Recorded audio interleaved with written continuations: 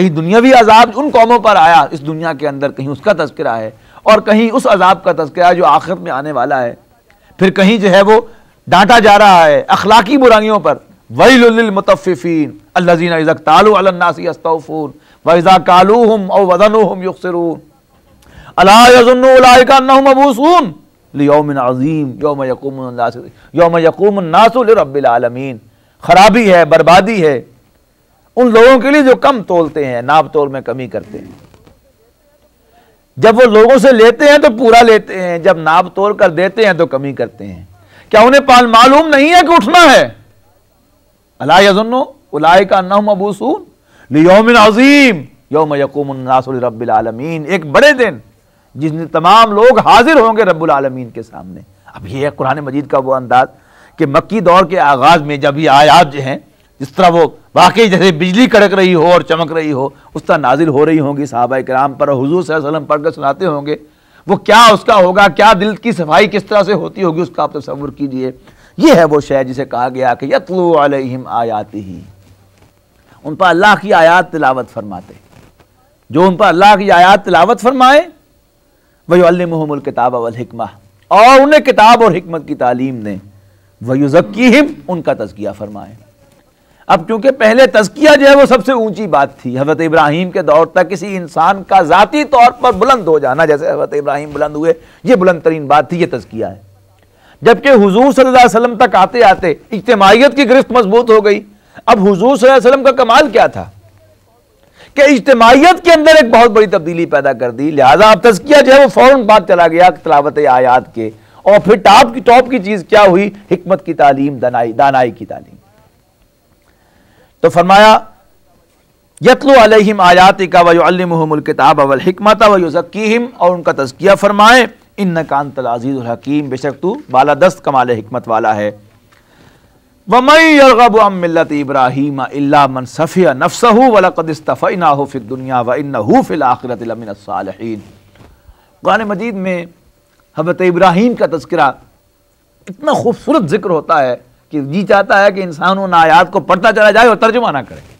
लेकिन बहरहाल चूँकि आप आए हैं तर्जुमा सुनने के लिए तो मजबूरन मैं तर्जुमा कर रहा हूँ। वमन यरगबु अन मिल्लति इब्राहीम इल्ला मन सफ़ी, ये रग़बत का लफ्ज़ भी अरबी ज़बान में उसी तरह का है, तौबा की तरह का। उर्दू ज़बान में ये लफ्ज़ इस्तेमाल होता है सिर्फ एक ही मानों में, राग़िब होना किसी चीज़ की तरफ, जबकि अरबी में जब इसके साथ इला का सिला होगा तो ये उर्दू वाला राग़िब होगा, राग़िब होना। लेकिन जब रग़बत अन हो जाए, किसी से राग़िब होना, तो इसका मतलब होगा नफरत करना। वमन यरगबु अन मिल्लति इब्राहीम इल्ला मन सफ़िया नफ्सहु, कौन है जो इब्राहीम के तरीके से मुंह फेरे। यरगबु अन मिल्लति इब्राहीम इल्ला मन सफ़िया नफ्सहु, कौन है जो इब्राहीम के तरीके से मुंह फेरे सिवाय उसके कि जिसकी मथी मारी गई हो।